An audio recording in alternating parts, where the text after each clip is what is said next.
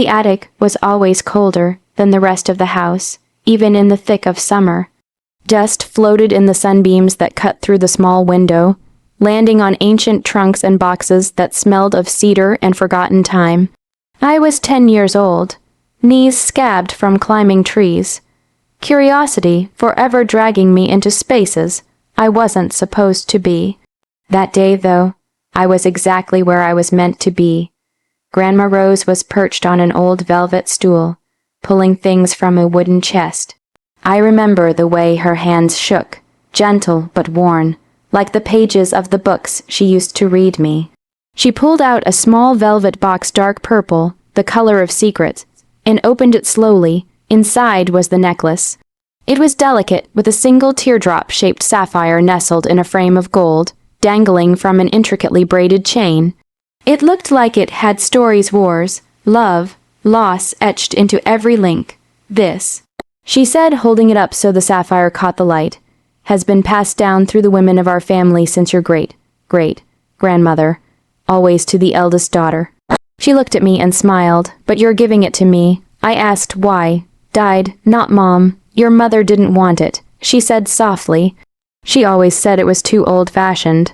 But I see something in you. You hold onto the old things, the real things. She looped the necklace around my neck that day, though it hung almost to my stomach. It was far too big, but I remember feeling like royalty.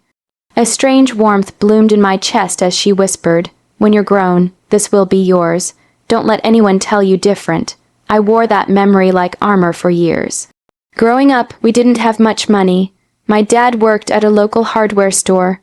My mom took on bookkeeping jobs from home, and we stretched every dollar like dough.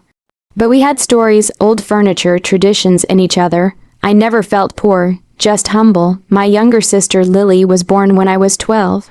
She was a whirlwind golden, haired, bright-eyed, and loud in the way only the youngest can be. Where I was quiet and cautious, Lily was impulsive and adored. The kind of child who would cry and be handed candy, while I was told to be mature, when I felt the same sadness. Still, I loved her. I was the one who walked her to school, helped her with math, and taught her how to braid her hair. I protected her from bullies and held her when she cried after her first heartbreak. It didn't bother me that she got more attention, at least not back then. I just thought that was how families worked. You give what you can. I didn't think much about the necklace again until I was 17, and Grandma passed away. At the funeral, I wore a simple black dress and stood beside my parents, holding back tears. Lily, only 5 at the time, clung to my hand. After the service, my mother pulled me aside and said, "We packed up all of Grandma's things. If there's anything sentimental you want, just let me know." I asked about the necklace. "Oh, that old thing," she said with a light laugh. "I think it's in one of the attic boxes. We'll find it someday." But someday never came. Not after I graduated top of my class. Not when I got into college on a scholarship. Not when I worked 3 jobs to support myself through university. Or when I started my first company, then sold it 5 years later. I became successful. By all definitions, money, freedom, independence. I built my own home. I donated to charities. I flew my parents out to vacation destinations they could never afford. I helped pay for Lily's private college when she changed her major 3 times. But the necklace, no one mentioned it again, and I, foolishly, didn't press. I suppose part of me believed in the sanctity of the promise. That some things are too sacred to be forgotten. That they'd remember when the time was right. That the girl who spent hours with Grandma in the attic, who washed her hands before touching the velvet box, who never asked for more than what was promised, would not be forgotten. But promises can be fragile things in the hands of those who don't believe in them, and some families only pretend to be fair. The summer I turned 30, I flew home for my mother's birthday. It had been a few years since I'd visited, not out of neglect, but life had pulled me in too many directions. I always sent gifts called paid for whatever they needed, but this time Lily insisted, "Mom really wants you here in person." I booked the flight. The house looked the same as it always had, chipped paint on the porch, Dad's old wind chime still clanging at the wrong notes, the same familiar scent of lemon wood polish inside. I brought a bottle of wine and a framed photo of Grandma Rose that I'd restored from an old negative. My mother barely glanced at it before setting it down. Dinner was nice, if not a little stiff. Conversation danced around surface-level topics. Lily's new boyfriend, my parents' retirement plans, the neighbor's new dog. I was halfway through my second glass of wine when I saw it. Lily leaned forward to grab the mashed potatoes, and the necklace slipped out from under her blouse. My breath caught in my throat. It was unmistakable. The same braided chain, the same sapphire, nestled in that aged gold frame. The necklace I had worn in the attic, the one Grandma had promised me, hung around Lily's neck as though it had always belonged there. I didn't say anything at first. I thought no, hoped. It was a replica, maybe something Lily had bought that just looked similar. But the longer I stared, the colder my stomach turned. After dinner, I found my mother in the kitchen and asked gently, "Is that Grandma's necklace, the one she promised me?" She didn't look surprised. In fact, she didn't even look up from rinsing dishes. "Oh yes, we gave it to Lily last Christmas." The sentence hit me like a slap, casual, dismissive. "You gave it to her?" I repeated, my voice brittle. "She's the one who will appreciate it," my mother said. "And honestly, sweetheart, you've moved on from all that, haven't you?" I stared at her. "That necklace was promised to me," Grandma said. "You were a child," she interrupted.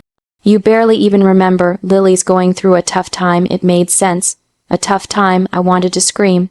I wanted to cry, but all I managed was a hollow, "It doesn't belong to her." That's when my father walked in, drying his hands with a towel. "You've done so well for yourself," he said, not unkindly. "You've built a life. You don't need the necklace. Lily needs something to hold on to." It wasn't about needing. It was about meaning, but they didn't see that to them. My success had disqualified me from sentiment. Like achieving my dreams had forfeited my right to anything fragile or emotional. Like the girl who used to play in the attic had been erased by the woman in heels and tailored suits. "She needs something special," my mother said, "and you already have everything. Everything but the one thing I had never stopped waiting for." Later that night, Lily found me in the guest room. She looked sheepish, her fingers brushing the sapphire at her throat. "I didn't mean to upset you," she said. "Mom and Dad offered it, and it felt right." "Did you know it was promised to me?" I asked. She hesitated. "I remembered something like that, yeah. But they said you'd understand." "Of course they did." I looked at her then, not with anger, but with a kind of weary sadness. She wore the necklace beautifully. I couldn't lie. But it didn't belong to her. She didn't earn it. She didn't even want it until someone told her it had value. "I'm not angry," I said finally, "just disappointed." I packed my things the next morning without staying for brunch. My parents didn't ask why. They didn't hug me goodbye. Maybe they thought they were being fair. Maybe they thought I was being dramatic. Or maybe they were just relieved I didn't make a scene. But I left their house knowing something had shifted forever. Not because of a necklace, because of what it represented. That my history, my promise, my place in this family could be handed away like a second-hand gift. And they thought I wouldn't care. They thought success meant I no longer bled. I didn't speak to my family for months. Not out of spite, not even anger. Just silence, a clean, sharp boundary drawn not with rage, but resolve. I let their voices go to voicemail. I ignored Lily's occasional texts, "Can we talk?" / "I miss you." And I threw myself into my work not to distract myself, but to build. Because revenge, I realized, didn't have to be cruel. It just had to be undeniable. The idea came to me during a charity board meeting. We were planning our annual gala, a formal affair with donors, local leaders, and media. This year's theme was to be legacy and light, celebrating stories that span generations. That word legacy lodged itself in my chest like a thorn. That night, I sat at my desk, long after the city lights dimmed, staring at the last photo I ever took with Grandma Rose. We were in the attic, both laughing, her arm around me, her necklace. My necklace rested just below my collarbone. I could almost hear her voice, "Don't let anyone tell you different." So I wrote a speech, and I made a plan. 3 months later, the Legacy Gala bloomed like a dream inside the historic Hawthorne Hall. The room glowed with golden chandeliers and velvet, draped tables. Journalists scribbled notes as guests mingled in tuxedos and gowns, and at the center of it all was the evening's main exhibit, Inheritance Reimagined.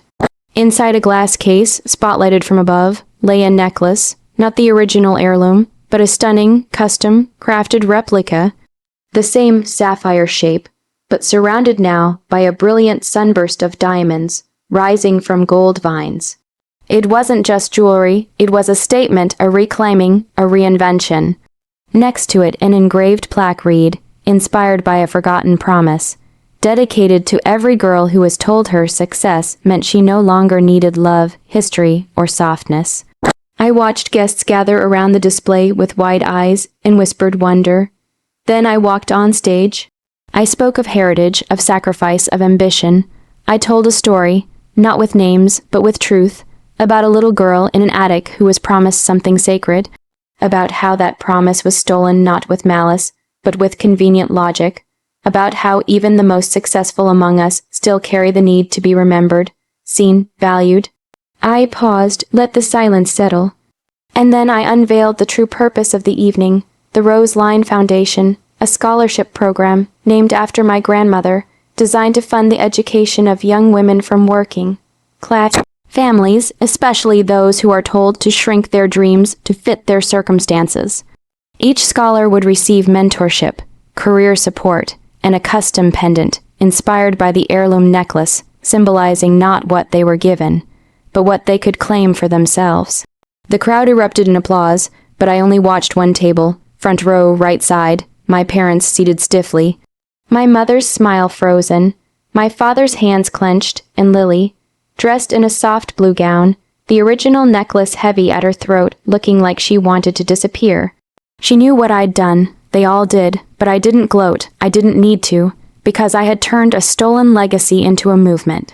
After the event, as the crowd thinned and the cameras packed up, Lily approached me. Her eyes were glassy. "I didn't know you were going to do all this," she said quietly. "That's because you were never listening." I replied. She reached for her necklace, then hesitated. "Do you want it back?" I shook my head. "No, keep it. You'll need the reminder more than I will." She looked wounded, but I wasn't cruel about it. Just clear, because I had something far better than a piece of jewelry now. I had rebuilt what they tried to erase. I had made my own legacy louder than their silence. Some revenge is fire and fury. Mine was velvet, wrapped gold, braided, sweet like honey, and sharp enough to cut. Because in the end, I didn't just take back what was mine. I made it mean something more.